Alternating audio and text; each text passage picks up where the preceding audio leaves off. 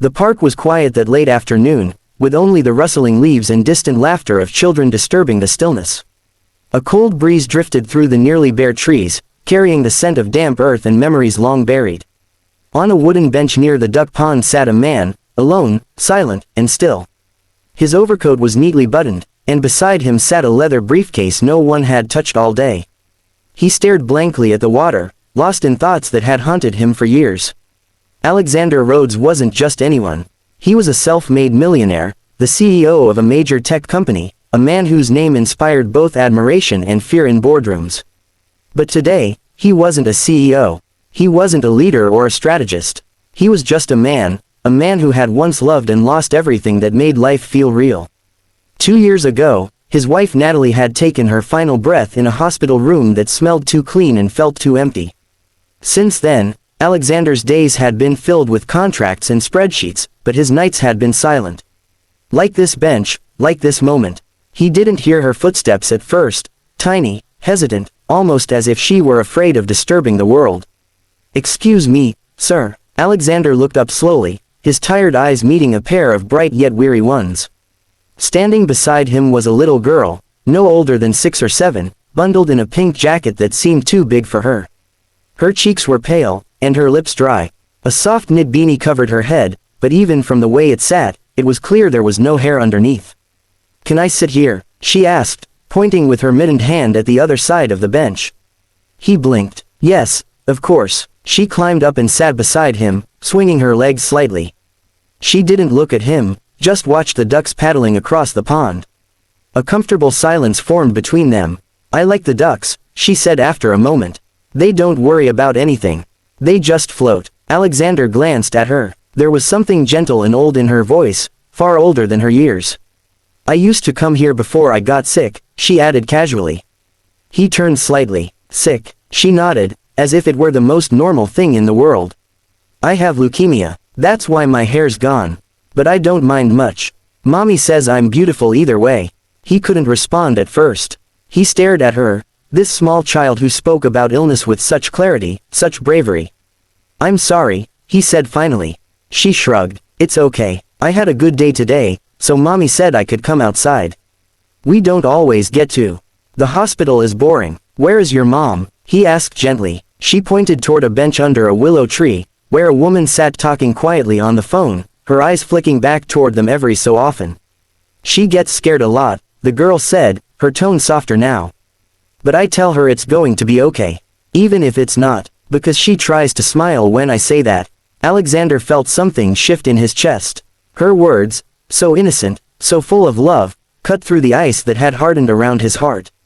"What's your name?" he asked. "Mia. I'm Alexander." She smiled at him. "That's a fancy name. You look like a boss." He chuckled, the sound foreign to his ears. "I guess I am a boss.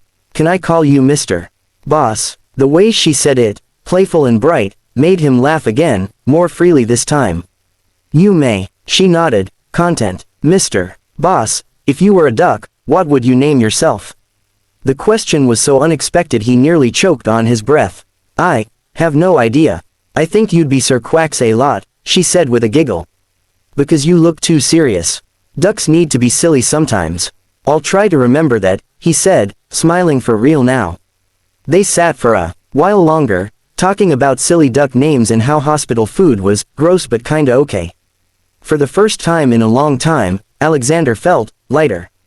Like something had cracked open just a little bit. When Mia's mother came over to collect her, she smiled at Alexander.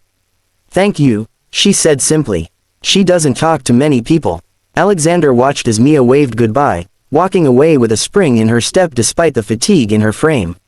He looked down at the space beside him where she had sat, and realized something he hadn't felt in years. Hope. Alexander found himself returning to the park every Thursday afternoon, the same time he had met Mia. He told himself it was just to get fresh air, to escape the stiff leather chairs of his high-rise office and the buzz of boardroom meetings. But the truth was simpler. He wanted to see her again. The little girl who had no fear in her voice, who talked about being sick as if it were just another part of life, like losing a tooth or catching a cold, had stirred something in him.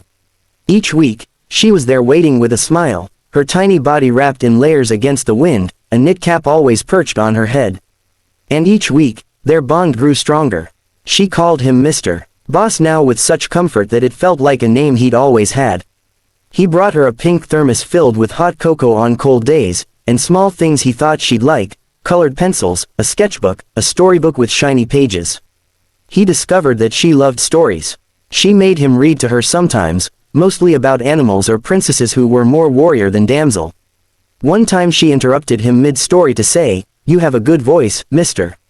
Boss. I bet your wife liked it." His chest tightened at her words. He hadn't told her about Natalie, but somehow, Mia had sensed it. "She did," he replied softly. "She used to say I should have been a radio host instead of a CEO." Mia had nodded with a little smile, then turned her attention back to the story. She never pushed for more, never asked him to talk about his pain. She just sat beside him, quietly healing pieces of his heart that he thought were broken beyond repair.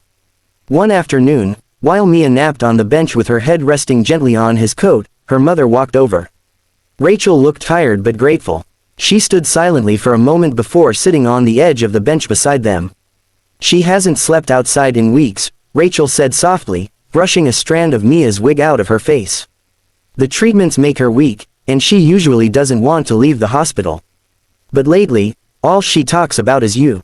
Alexander shifted uncomfortably, not used to being spoken about in such a personal way. "She's an incredible girl," he said simply. "I don't think I've ever met anyone braver." Rachel gave him a long, thoughtful look. "I hope this doesn't sound ungrateful, but, why are you doing this?" "The gifts, the time. You don't even know us." "I lost someone," he said after a pause. "My wife. 2 years ago. She used to love this park. I think Mia reminded me that life still has some good in it." Rachel's expression softened. "She's been my light through everything. Her dad left after her diagnosis, said he couldn't handle it. But Mia, she's stronger than all of us combined." There was silence for a while as they both looked at the sleeping girl. "I want to help," Alexander said suddenly. "Really help. I know some doctors, specialists. If you're open to it, I could arrange something. Private treatment, clinical trials, maybe." Rachel's eyes widened. "That kind of care costs more than we could ever afford." "I didn't say anything about payment," he said gently. "I'm offering because I can, and because I want to. Please let me." Rachel hesitated, her hands clutched together in her lap. "You'd do that, for us, for her," he nodded. "She gave me a reason to come back here. The least I can do is give her a reason to keep fighting." Tears welled in her eyes. "Thank you," she whispered. "You don't know what this means." He gave a small, reassuring smile.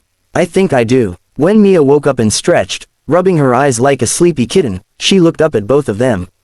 "Did I miss something?" she asked. Alexander ruffled her cap gently. "Just some grown-up talk. Boring stuff," she teased. "The best kind of boring," he replied. As they all walked toward the willow tree together, Alexander felt something shift again inside him, something deeper than hope. Purpose.